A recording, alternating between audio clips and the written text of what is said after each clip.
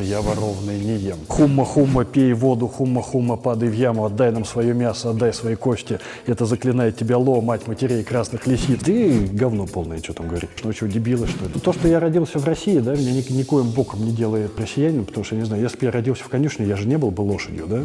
Я гражданин страны-агрессора, да? Но то, что танки страны, которая была когда-то моей, сюда приперлись, но я считаю, что это моя обязанность сделать так, чтобы они отсюда убрались. Носителем всей фигни в Украине является украинский народ. Мне очень нравится мем, когда Трамп говорит по телефону, что там с Байденом, да, Владимир Александрович говорит, сейчас позвоню Баканову по поводу этого черта, да. У меня с СБУ договоренность, они не учат меня писать тексты, я не учу их осуществлять охранную деятельность. Главная задача журналиста – это драть власть. Если власть драть не за что, это не значит, что власть хорошая, это значит, что журналист плохой. Я достиг вершины своей карьеры. Я научился зарабатывать деньги тем, что, лежа на пузе на диване, пощу постики в Facebook. Мы великие, Крым наш, ура, Россия. Сейчас время не журналистов, сейчас время психиатров. Добрый день, друзья! Сегодня у меня в гостях журналист и блогер Аркадий Бабченко. Здравствуйте, Аркадий. Здрасте. Начнем сразу с Крыма. Давайте. С чем у вас ассоциируется слово «Крым»? Первые три ассоциации. Вот вообще ни с чем, наверное, потому что в Крыму я ни разу в жизни не был. И пока не собираюсь, потому что я ворованный не ем. Поэтому ассоциации у меня чисто вот такие политические. Это война, оккупация, репрессии. Больше у меня никаких ассоциаций нет вообще. Но вы же читали много о Крыме. Где бы хотели побывать? Вот сейчас нигде, вот честное слово. Пока вот такая ситуация, пока Крым не будет освобожден, я нигде там не хочу побывать, потому что у меня отторжение вот ко всему к этому. Ко всему, чего прикасается Мордор, у меня вызывает только отторжение, больше ничего. Вот мы недавно были на рынке, нам предложили купить колбасу, мы так смотрим на нее, хорошая колбаса, я говорю, как называется, говорят, московская, все, не надо.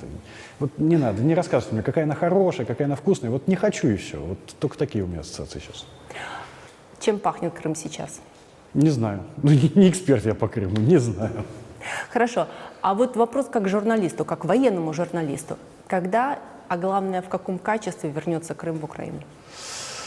Я думаю, сейчас этот вопрос становится уже все более проблематичным, потому что по сравнению с тем курсом, который у нас был, я, во-первых, никак не могу понять, какой курс у нас есть сейчас, да?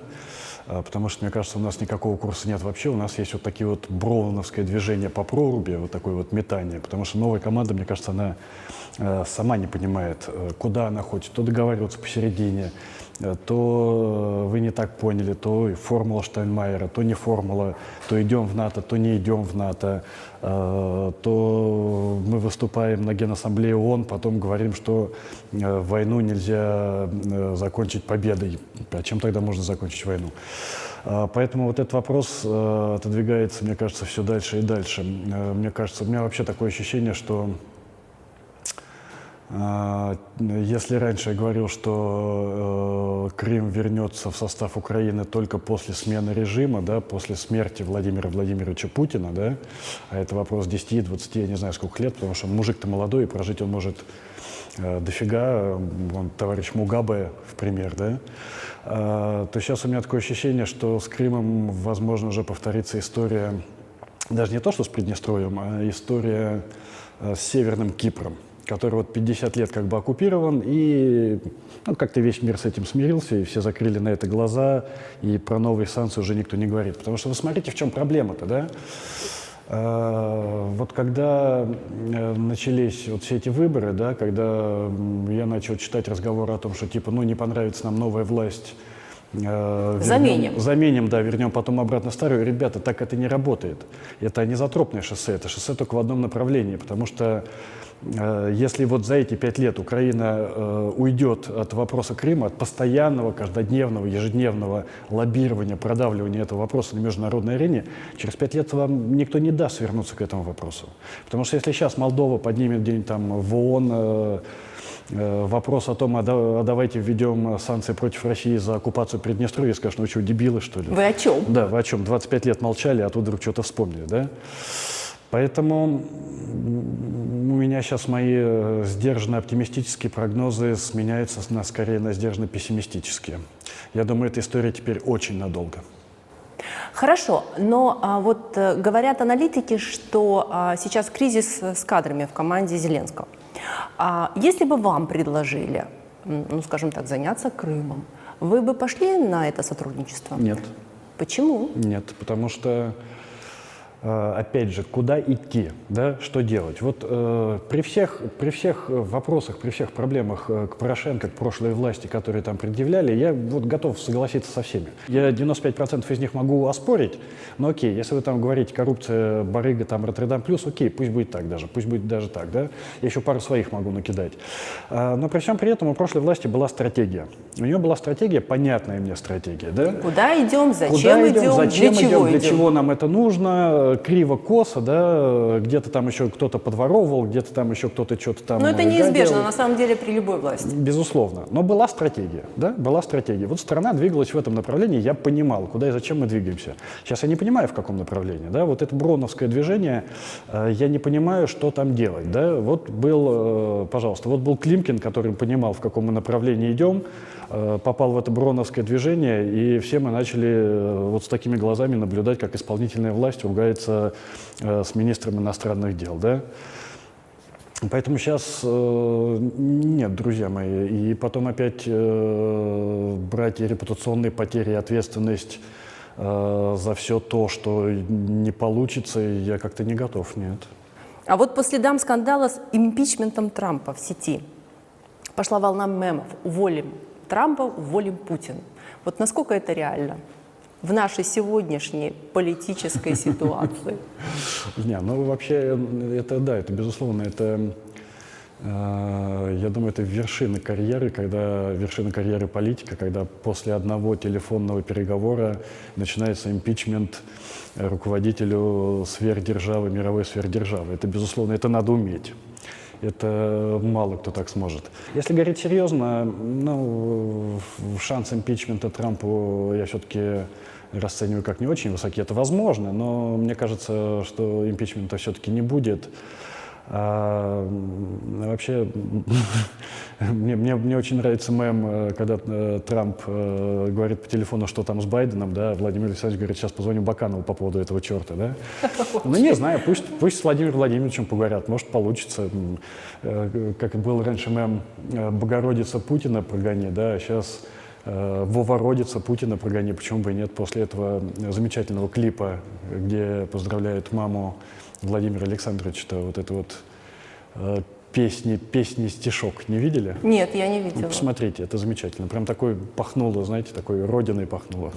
Однажды, холодной январской зимой, вы нам подарили счастливый билет. И Украина вернулась домой. Время летит со скоростью света. Вы воспитали в нем человека. Сегодня о нем говорит вся планета.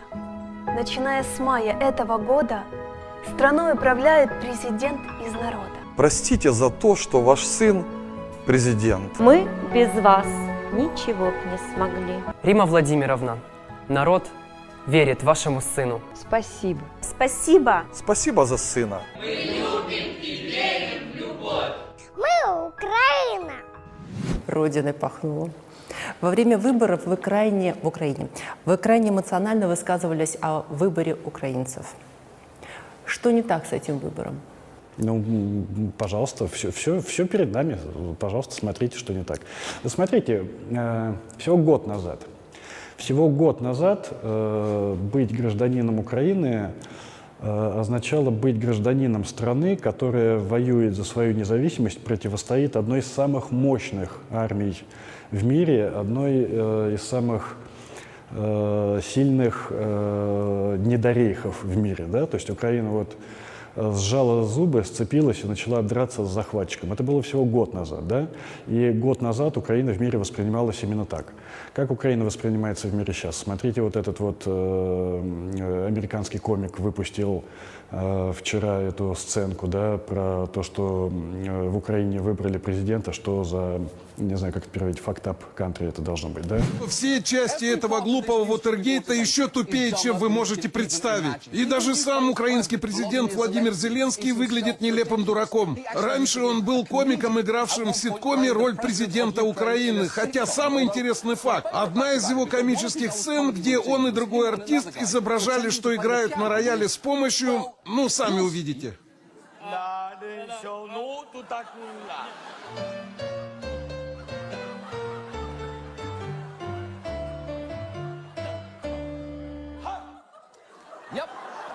Да этот чувачок может стать солистом в импичменте американскому президенту. В какое время мы живем?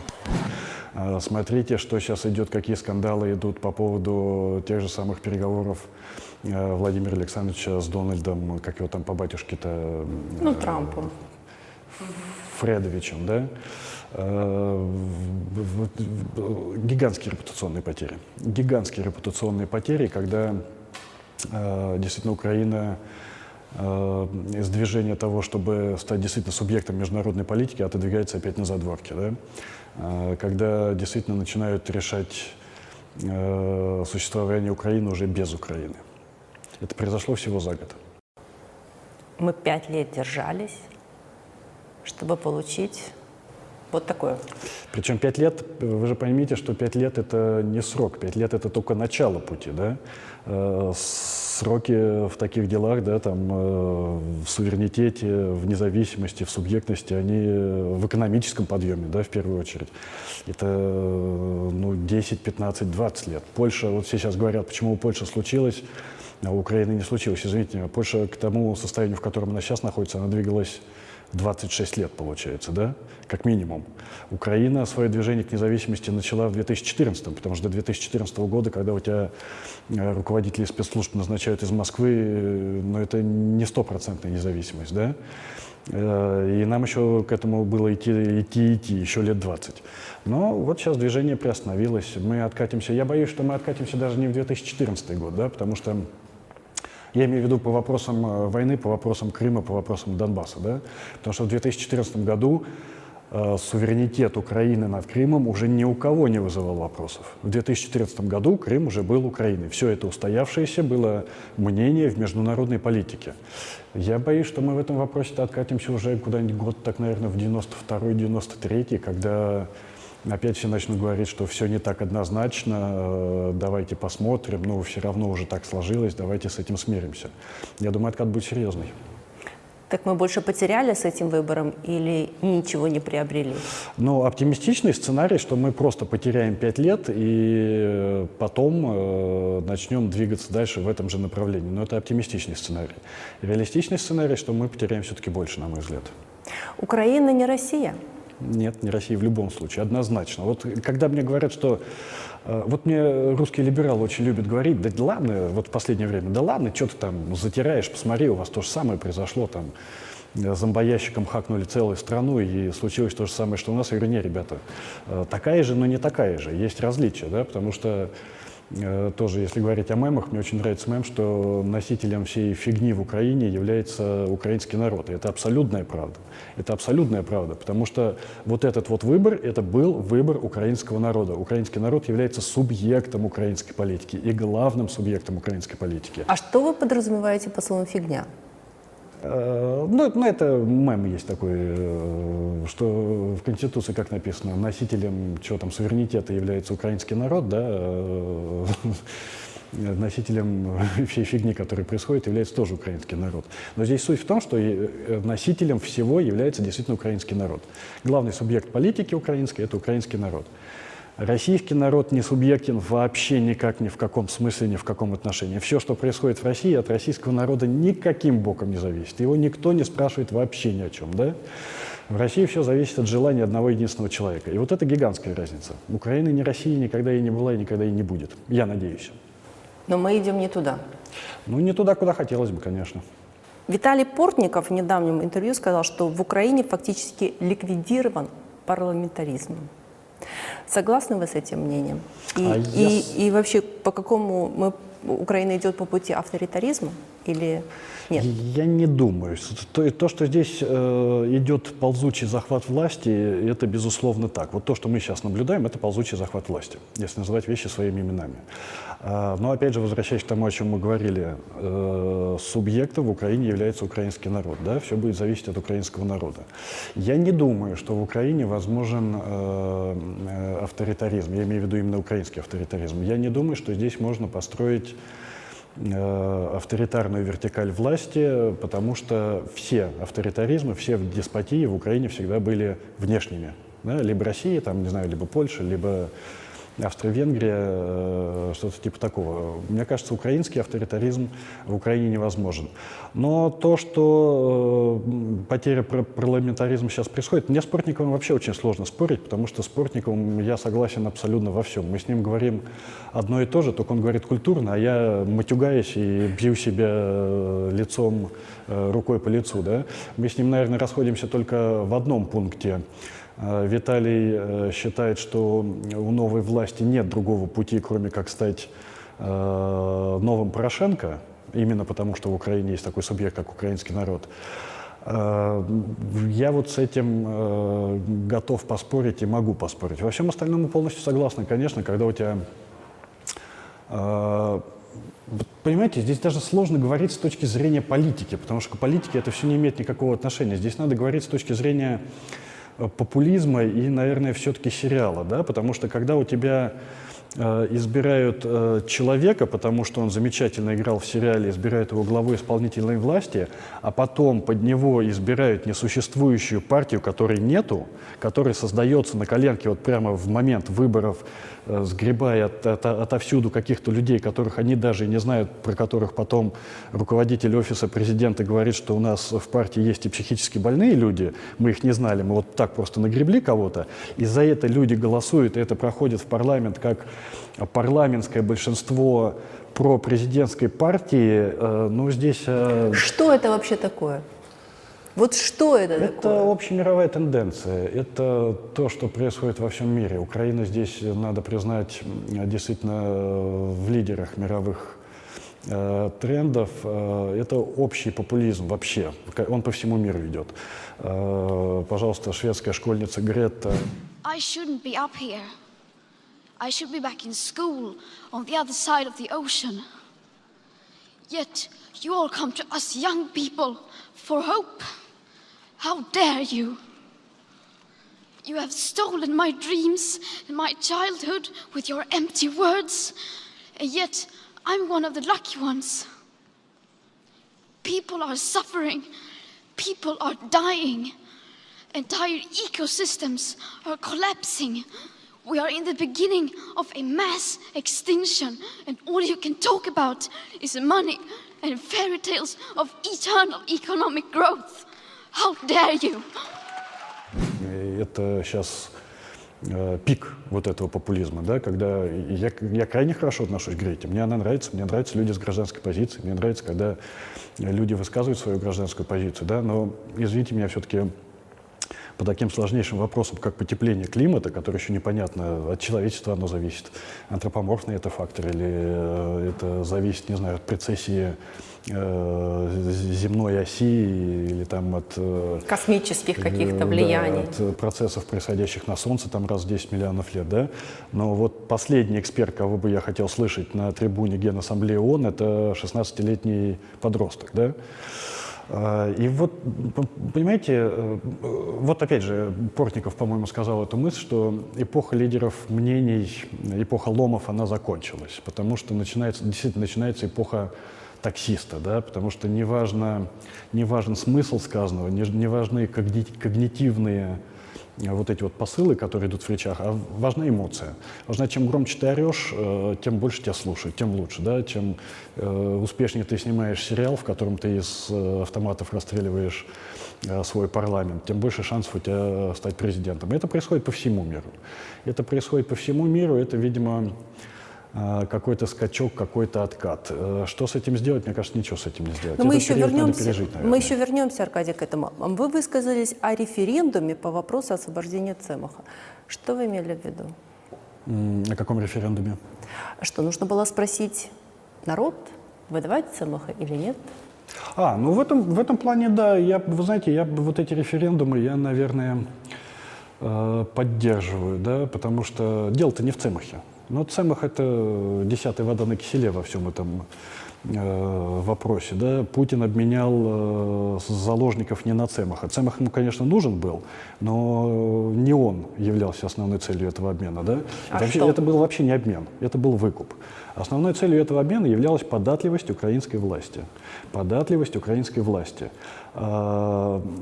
Противостояние, либо не противостояние в войне. Ну да, я согласен, давайте тогда проведем референдум. Чем мы дальше занимаемся? Мы продолжаем сражаться за свой суверенитет, за свою независимость? Или мы смиряемся с тем, что черт с ним с Донбассом, черт с ним с Крымом, отдаем часть своей территории, отдаем часть своего суверенитета, но на этом как бы заканчиваем войну. Мы думаем, что мы заканчиваем войну, потому что она от этого, конечно, ни черта не закончится. И вот мир, дружба, жвачка, и продолжаем жить дальше. Давайте определимся, какие у нас приоритеты просто. А вот, по-вашему, референдум – это истинное народовластие? Референдум, безусловно, истинное народовластие. Или это переложить ответственность с себя? Референдум – это, безусловно, истинное народовластие, но тогда я при этом не понимаю, зачем нужен президент, зачем нужна исполнительная власть. Дружище, тебя выбирали специально для того, чтобы ты брал на себя ответственность, Правильно. чтобы ты принимал решения. Это твоя ответственность. А когда тебя избрали на это твоя работа. Тебе за это деньги платят. Тебя туда никто силком не тащил, ты сам туда рвался. Вот ты пришел, делай свою работу. Как там в Англии? Родина ждет от вас выполнения своих обязательств. А когда ты приходишь на место и говоришь, мы все президенты, давайте решать все вместе, опа, а зачем ты тогда нужен? Как изменилась жизнь Аркадия Бабченко после инсценировки и этого громкого случая, я так сказала? We do have breaking news for you here at CNN on actually a story we aired just minutes ago that anti-Kremlin journalist reported killed in Ukraine. Babchenko moved to Ukraine in 2016 after receiving death threats in Russia over a Facebook post. Умисне вбивство. Саме за такою статтею поліція Києва порушила кримінальне провадження за фактом вбивства Аркадия Бабченко. Но уже менее чем через сутки руководители СБУ и Генпрокуратуры повергают всех в шок. Смерть журналиста – инсценировка, благодаря которой спецслужбы вышли на заказчика и предотвратили настоящее убийство. Аркадий, в студию.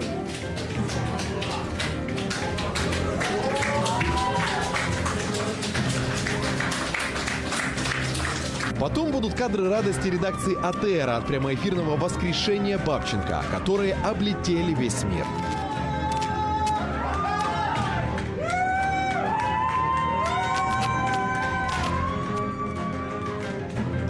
Но история с псевдоубийством Бабченко станет лишь прологом куда более запутанной и драматичной эпопеи. Жизнь свободного человека закончилась, началась жизнь в бункере под охраной. Это абсолютно разные вещи. Кардинально изменилось, абсолютно, конечно. Чего лишился Аркадий Бабченко? Да всего. В общем-то, свободы передвижения, свободы работы, свободы действий. Элементарно сходить в кино с семьей. Никакого кино, вы что? Никакого это невозможно, кино. нет. Понятно. Один раз, я не знаю, сейчас я, наверное, открою государственную тайну, но один раз все-таки, когда вышла вторая часть, что же вышло там? «Фантастических тварей», дочка меня просто: папа, давай сходим в кино, папа, давай сходим в кино. И вот я сказал, что, друзья мои, ну все-таки давайте как-то там уже год сидим в бункере, давайте, вот ребенок хочет в кино, и этот вопрос там доложили, этот вопрос где-то там решался, потом пришел ответ, дали согласие. То есть там решили, вам идти в кино или нет? Каждый мой выезд, хоть в магазин, хоть сюда, меня согласовывает где-то там какой-то человек. Я не знаю, кто, у меня с СБУ договоренность, они не учат меня писать посты, тексты, я не учу их осуществлять охранную деятельность, да, подохранных лиц. Вот кто-то там принимает решение, либо да, либо нет. Да? Если дают согласие, то значит да. И вот нам дали согласие, чтобы сводить ребенка в кино, и мы поехали на последний сеанс в час ночи специально, чтобы там было как минимум меньше народу, и народу там действительно никого не было. И вот мы заходим в этот кинозал и сидим, смотрим кино. Я, дочка, мама, автоматчик с правой стороны, автоматчик с левой стороны. Прекрасно. Вот примерно такая у меня жизнь сейчас. Аркадий, я вот хотела давно спросить вас об этом. все журналистское сообщество было свидетелем вашего чудесного воскрешения.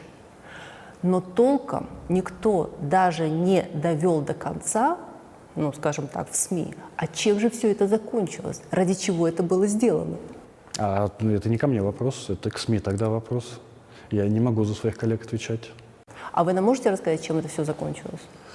Закончилось тем, что организатор, один из организаторов, он не главный организатор, а организатор на украинской стороне, на территории Украины, Борис Герман, подписал соглашение со следствием, слил всю информацию, которую знал, ну, насколько я понимаю. Мне же не докладывают, я в этом деле прохожу как свидетель, поэтому я материалов-то дела не знаю.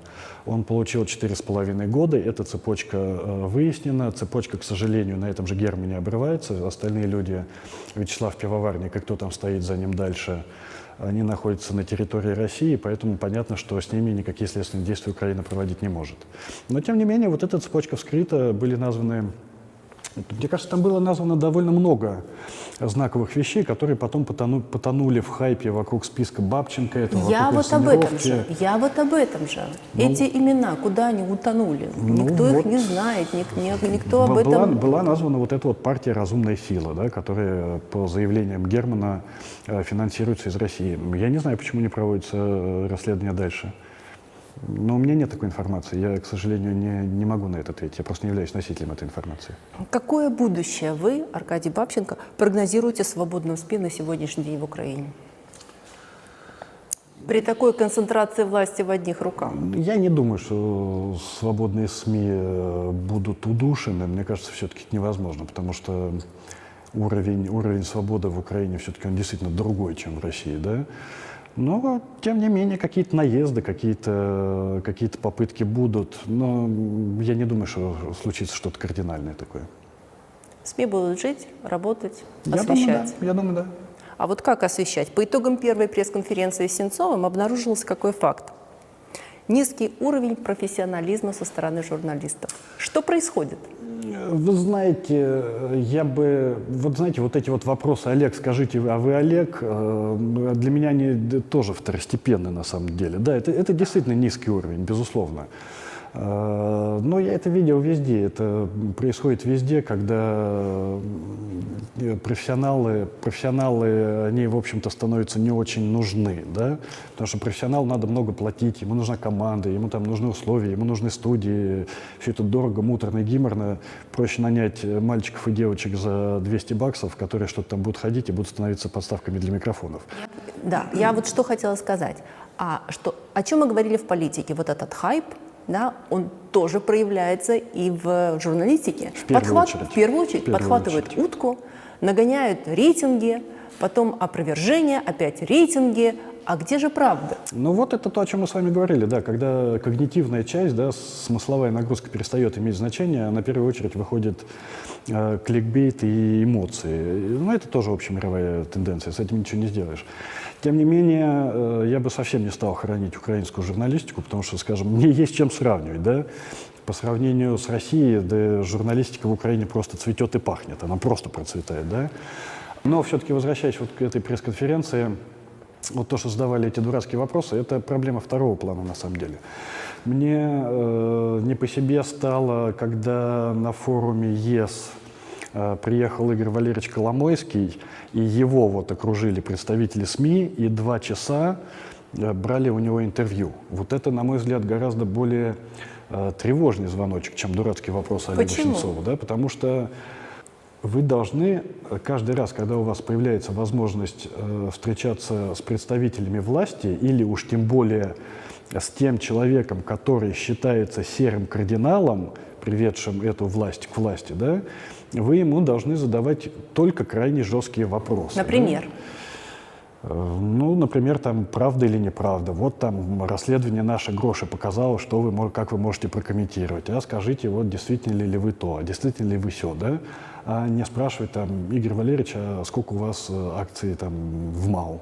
Ну, это второй важности проблема, да, и не делать там с ним селфи, типа, я вот тут мимо проходил, а тут случайно Коломойский, давайте я запущу селфи.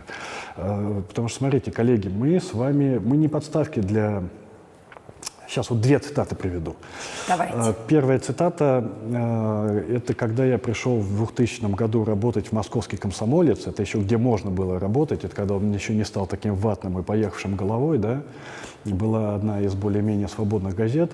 Так вот, не к ночи будь помянут, прости господи, Павел Николаевич Гусев сказал мне тогда такую фразу, когда я просто с улицы пришел работать. Я ни дня не работал в журналистике, я вот пришел туда работать, и он мне сказал, что главная задача журналиста – это драть власть. Если власть драть не за что, это не значит, что власть хорошая, это значит, что журналист плохой. Вот мне это показалось очень грамотным, и я это запомнил на всю жизнь, и я к этому придерживаюсь. Поэтому никакие вась-влась с властью для журналиста, мне кажется, они недопустимы. Вот только на расстоянии вытянутой руки, да, только по необходимости. Первый момент. И второй момент, вторая цитата, которую сказал Юрий Гейко, он написал такую фразу, что журналистика – это не писать то, что ты думаешь, журналистика – это думать. Вот журналистика – это в первую очередь думать, и во вторую очередь драть власть за все ее косяки. Когда вот это вот перестает, когда вот эти вот два момента перестают быть основополагающими, ну, получается то, что получается. Каким источникам информации вы верите? Понимаете, я сейчас уже не столько верю источникам информации, сколько я скорее верю людям, которые эту информацию ретранслируют. Да? Вот есть какие-то люди, которые либо сами производят смыслы эту информацию, да, либо люди, которые не ведутся на фейки. Да? То есть в журналистике происходит перетрансформация тоже? Безусловно, безусловно, да. Мы уже не только первоисточники смотрим, мы уже и слушаем людей. Безусловно, безусловно. Кто эти люди? Те, кому ты доверяешь, те, кому ты видишь, что он там не повелся, не распространял фейки, наверное, тогда этот источник для тебя будет более релевантным, чем какой-нибудь там, я не знаю, www.s378.net, без подписи, без неизвестно чего. На самом деле не вестись на фейки довольно просто. И самый простой, самый действенный, самый естественный пример – подождите 2-3 дня. Вот что-то взорвалось, такой бум, шок, сенсация, срочный номер. Подожди 2-3 дня. Через 2-3 дня все станет понятно, все выяснится, все устаканится. Не надо распространять, не надо быть полезным идиотом, не надо бежать с горящим факелом и орать, все пропало, или наоборот, там, зрада, или наоборот, перемога. Подождите, проанализируйте, найдите где-то информацию, откройте Google. Все, как правило, сейчас выясняется там 2-3 кликами. Посмотрите, почитайте. Придите к источникам, в Google перевод забейте статью из Вашингтон-Пост и посмотрите, что на самом деле было, что на самом деле происходило. Аркадий, вот вы больше журналист или блогер? Нет, сейчас я... Ну, вот эта грань, она стирается, согласитесь, да? Вот я согласна, поэтому я такой вопрос задаю. Мы же должны как-то подискутировать на эту тему. Я вообще перестаю понимать отличия между журналистом и блогером, да, потому что... знаете, мне больше нравится западная концепция, да, мне больше нравится writer, да, пишущий человек, который пишет. Все, что ты пишешь? Ты пишешь пьесы, киносценарии, колонки, статьи, расследования, репортажи, это как бы все в одну кучу, да. Вот я себя сейчас позиционирую, я, конечно, такой журналистикой, вот настоящей журналистикой, я сейчас уже не занимаюсь, да. Что такое настоящая журналистика? Это репортажи, это добывание информации, это встречи с людьми, это интервью, это разговоры со свидетелями, то есть когда ты являешься первоисточником информации, которую ты добыл благодаря своей работе, да. Журналистика – это же не писать, журналистика – это работа ногами, да. Настоящий журналист, он работает ногами, это встречи, поездки, разговоры, какие-то там добывания информации, то все 5-10. Так вот этой настоящей true журналистикой я сейчас, безусловно, уже не занимаюсь, но у меня возможности, конечно, нет. Поэтому я себя сейчас позиционирую как колумнист-фильетонист. Вот я пишу свои колонки, свои мысли, свои комментарии, время от времени фильетоны. И, это вот, есть такие жанры журналистики. Формально, да, почему нет? Немного ли эмоций вы вкладываете вот в эти колонки? Почему нет? Хорошо. Вот элемента ненормативной лексики, они обязательны? Это эмоциональная часть или это все-таки высказывание какой-то вот экстракт рациональной части? Нет, это не рационально. Я к мату, на самом деле, отношусь негативно, но тем не менее, все-таки мой блог в Фейсбуке – это блог, который рассчитан на взрослую аудиторию, да. Там детей нет, подростков нет. Мат – это универсальный язык, который позволяет передать максимальное количество и эмоций, и информации минимальным количеством слов. Мат, небольшое количество мата в тексте в нужном месте, в нужный момент, оно все-таки скорее даже лучше, чем идет больше на пользу, чем во вред. Поэтому вот так жестко. Я перестал к мату относиться так жестко, как я к нему относился еще лет 10 назад, когда я считал его недопустимым вообще ни в каких проявлениях. Сейчас я к нему стал относиться легче. Волонтерство. Вы много помогаете и поддерживаете денежными средствами армию. Хотя эти деньги, наверное, вам тоже не лишние. Для кого, для чего, куда? Нет, я по большей части я являюсь ретранслятором, да, у меня есть огромный ресурс, да, Facebook с большой аудиторией, и я не понимаю, почему его не использовать для того, чтобы Украине построить нормальную армию, обеспеченную вот сверху донизу, вот по последнему слову техники. Каким да? образом? На собираем деньги, волонтеры закупают нужные вещи, передают ее армии. По-моему, это отличная схема, она отлично работает.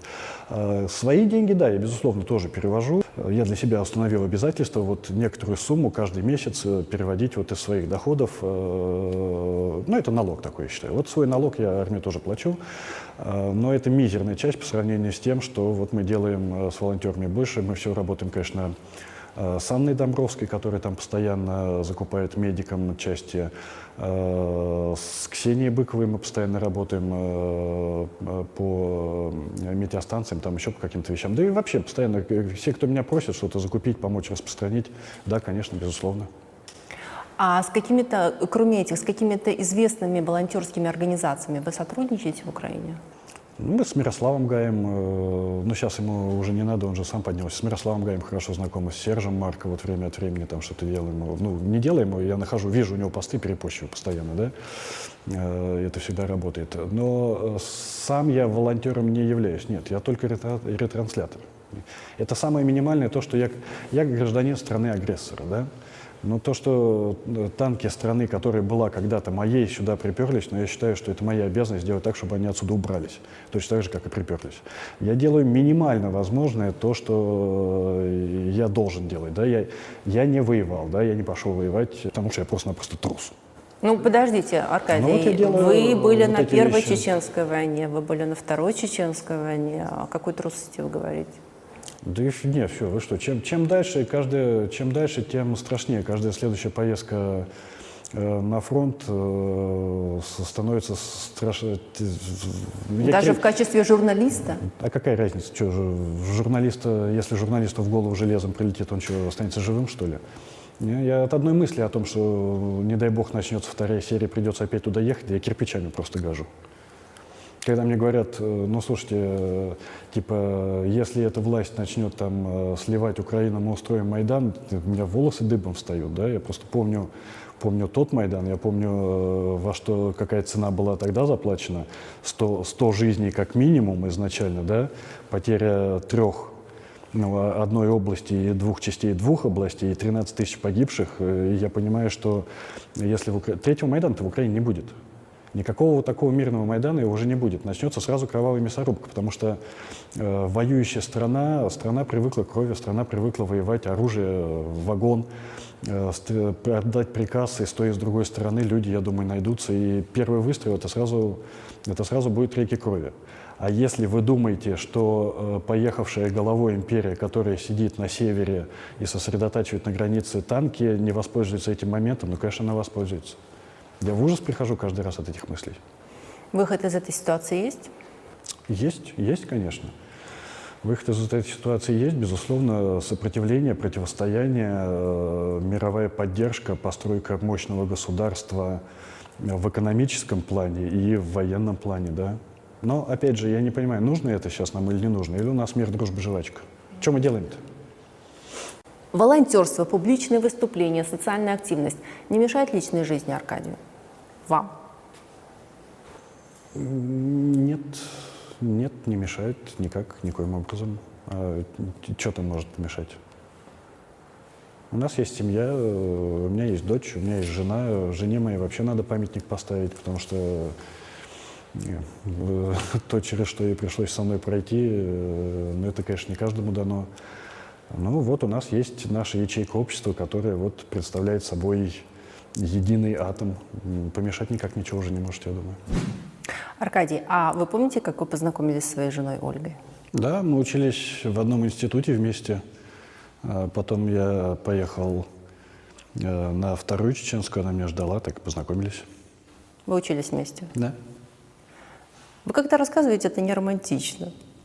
Ну, некоторые даже, может быть, сочиняют какие-то истории, а вы такой как-то Если очень... я начну рассказывать романтично, там такая история была, там роман можно написать, Ремарк заплачет. Это надолго. Это останется за кадром, хорошо. Но тем не менее, планировали семью, да, планировали детей. Сколько планировали? Планировали 5, может быть 6, а лучше 8. Но пока вот у нас один ребенок, о чем я очень жалею, потому что я хочу большую семью, конечно, безусловно. Мне кажется, дети – это вообще самое главное, что может быть в жизни. Но у вас есть еще приемные дети? Ну, были, они не столько мои, их опекун моя мама, но да, у нас первый ребенок в семье появился приемный, второй тоже приемный, а своя родилась только третий. А вот этот шаг по опекунству и по приему детей из приюта, это было что? Это была мамина идея или это была ваша идея? Это была мамина идея абсолютно, потому что когда, мне кажется, по-моему, когда я поехал уже, когда началась война в Грузии, я туда поехал, мама, по-моему, на мне поставила жирный крест, поняла, что я все, этого дебила точно где-то грохнут, внуков я не дождусь. Да, говорит, возьмем детей из детского дома. Я говорю, да, давай, конечно, безусловно. Понятно. А вашу дочь зовут... Это секретная информация. Окей. Но тем не менее, она подросток, да? Вот, и она учится в украинской школе. Она говорит по-украински. Вы ей гордитесь? Конечно, она за год. Она сейчас приходит, говорит, что-то начинает нам рассказывать, потом такая, господи, пап, как это по-русски? Она уже язык выучила за этот год, потому что преподавание ведется на украинском, естественно. И она какие-то уже новые украинские слова, которые она узнает, она уже не может их перевести на русский. А вы вот помните себя в ее возрасте? Наверное. А в чем она преуспела больше, чем вы? Может быть, чего-то она не достигла, чего достигли вы? Нет, вы знаете, мы в семье так не ставим вопрос, что что-то достичь, там, в чем-то преуспеть. Мне кажется, вообще моя основная задача родителей – это ребенка одеть, накормить и не лезть к нему больше вообще никак. Живи как хочешь, делай, что хочешь. Ты свободный человек, ты свободная личность, пожалуйста, принимай сама решение, но при этом не забывай, что ответственность за твои решения будет на тебе. Хочешь покрасить? Я не успеваю замечать, какого цвета у нее волосы. Они у нее меняются, там, цвет волос меняется по 3 раза на день. Сейчас у нее увлечение там, этой музыкой. Говорит, пап, я буду учить корейский, потому что попала... Что она слушает? Ну, BTS, конечно же, как и все подростки, я сейчас так понимаю. Я даже знаю, как кого-то там зовут в этой группе. Я уже начал в корейской музыке разбираться. Как его зовут? Она все время смеется надо мной. Я не знаю, Намуджон или что-то такого плана. Понятно, понятно. А она читает? Да, конечно, много читает. Ну, это у нас как-то семейное. Читает она, к сожалению, Гарри Поттера пока. Да почему, к сожалению? Все читают Гарри Поттера. Нет, Гарри Поттер хорошая книга, совершенно не спорю. Но, к моему сожалению, это к моему сожалению, потому что... Хорошо, а что папа Аркадий Бабченко хочет, чтобы прочитала его дочь? Вот, у меня же осталась целая библиотека, ну, правда, она, конечно, все там осталась, не вывезенная, целая библиотека моих книжек, которые я читал в детстве. «Охотники на мамонтов», ну вы что, «Борьба за огонь», «Путешествие, машина времени», про палеонтологию. Я говорю, дочка, ну смотри, вот... Хумма-хумма, пей воду, хумма-хумма, падай в яму, отдай нам свое мясо, отдай свои кости. Это заклинает тебя Ло, мать матерей красных лисиц. Ну как же это здорово. Она такая смотрит меня, папа, иди отсюда, дай мне Гарри Поттера, все, не подходи ко мне.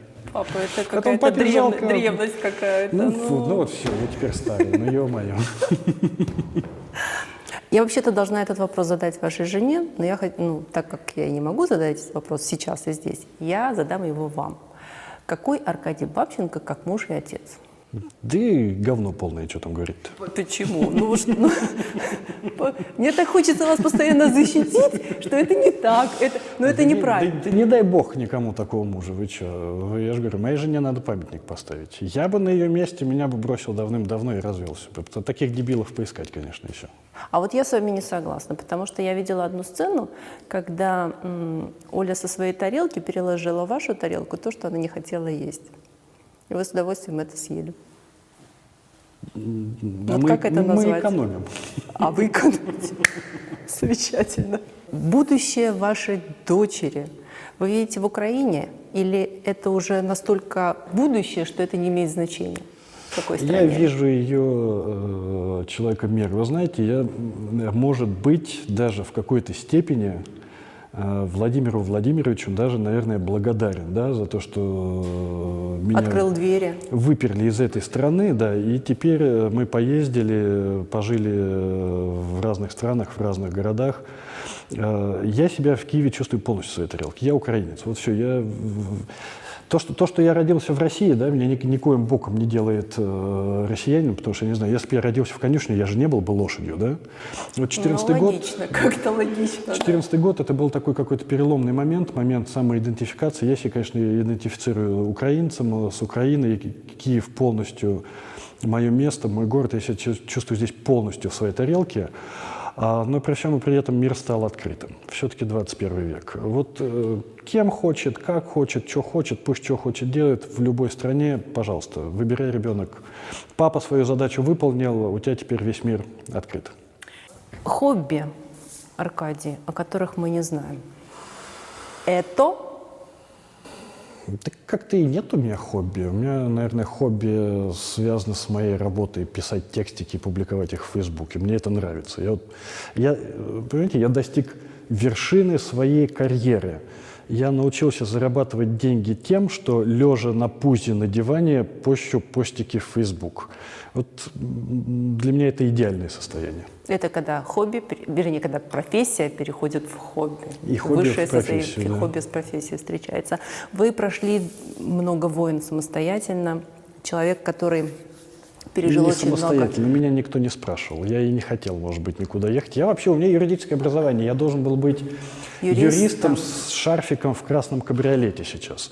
Но жизнь сложилась так, и блондином голубоглазым. Но жизнь сложилась так, что я старый, толстый, лысый, и вот... Верите кому? Только уже сейчас вот уже узкий круг. Узкому ближнему кругу общения, в который входит очень небольшое количество человек, наверное, в районе 10. Но мне больше не надо, потому что я очень тяжело переживаю предательство, да? Я очень тяжело переживаю расторжение, разрыв с людьми, с которыми я был близок, поэтому я сейчас стало довольно тяжело с людьми сходиться. Вот если я кого-то подпускаю в свой ближний круг, вот я знаю, что это мой друг, это человек, на которого можно во всем положиться.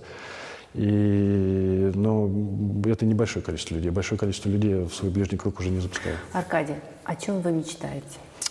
Я мечтаю писать сюжеты для Хрюши со Степашкой. Я мечтаю, что когда-нибудь... Как это? Для детей? Для детей. Я мечтаю, что когда-нибудь настанет такое время, что мне не надо будет не заниматься ни политикой, ни войной, ни всей вот этой вот нашей замечательной жизнью, которая происходит, а писать детские книжки про какого-нибудь Карлсона. Так почему не начать прямо сейчас? Ну, и как-то, по-моему, есть вещи поважнее, потому что для того, чтобы все это писать, надо, чтобы хотя бы была страна, жизнь. Если у нас происходит вот все эти Может быть, метания. нужно для кого-то написать это? Я, собственно говоря, о детях, может быть, даже о внуках. Так не забегали далеко в мечты? Мы сейчас вообще уже привыкли жить одним днем. Понятно. Но, тем не менее, писать книжки. Написать книжки? Мне вообще книжку надо написать. Это вообще моя сейчас задача максимум.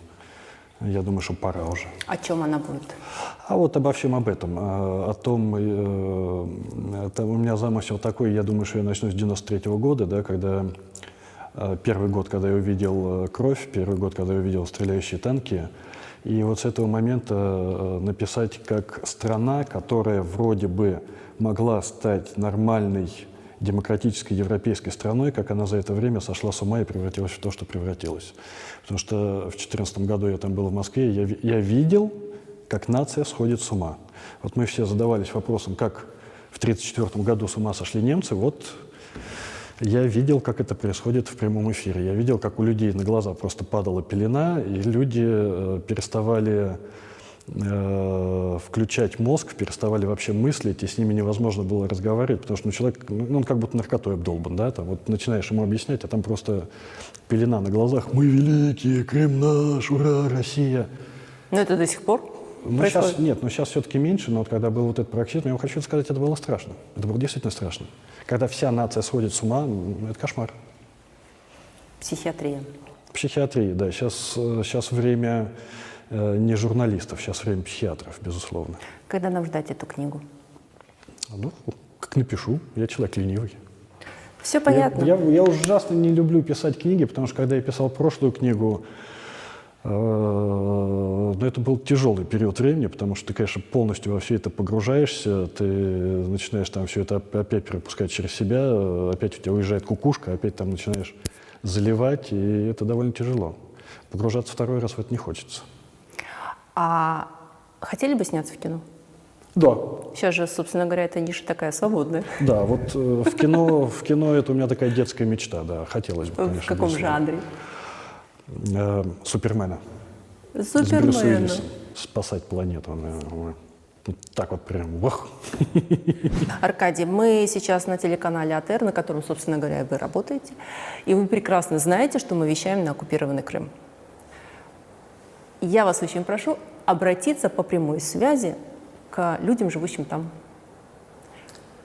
Для них, мне кажется, любое слово, особенно с ваших уст, будет дорого.